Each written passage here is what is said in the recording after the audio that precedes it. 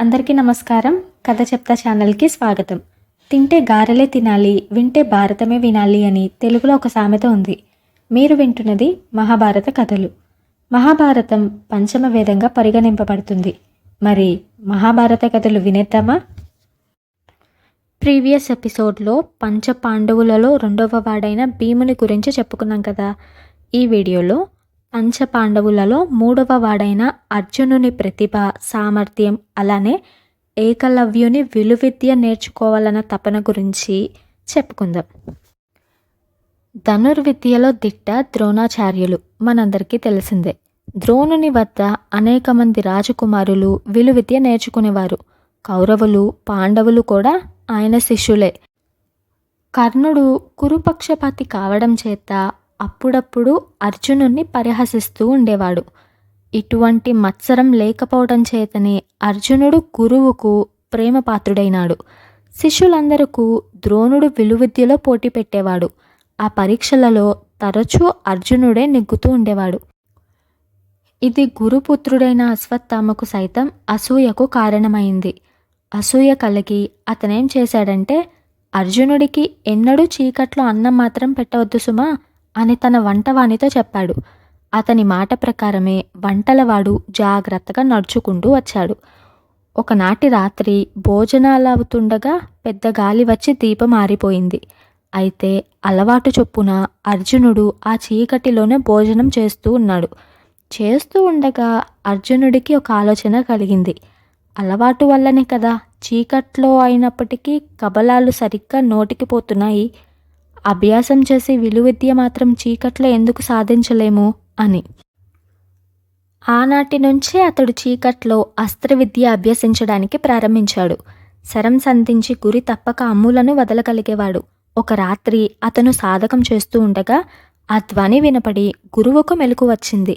లేచి చూసి ప్రియ శిష్యుడైన అర్జునుని కార్యశక్తికి ఆయన ఆశ్చర్యపడ్డాడు.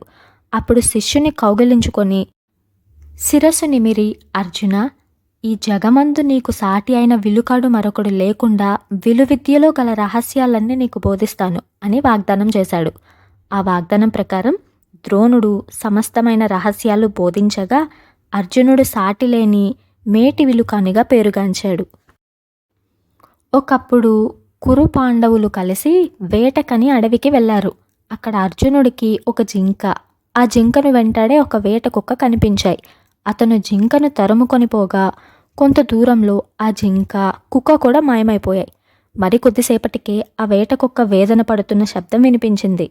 వెంటనే పోయి చూస్తే ఆ కుక్క శరీరం నిండా అనేకమైన గాయాలు కనిపించాయి. అర్జునునికి జిజ్ఞాస పట్టుకున్నది. ఒక్క శరంతో ఇన్ని గాయాలు కలిగించగల అద్భుత విద్య నాకు, నా గురువైన ద్రోణునికి తప్ప మరెవరికి తెలియదే. ఈ రహస్యాన్ని తెలుసుకోగలిగిన మూడవవాడు ఎవడు చెప్పమా అని. పోగా పోగా ఒక చిన్న గుడిసె కంటపడ్డది. పక్కన ఒక వేటగాడు నిలబడి ఉన్నాడు. వాడి చేతిలో విల్లమ్ములు ఉన్నాయి. వాడొక పోయేవాడు, పేరు ఏకలవ్యుడు.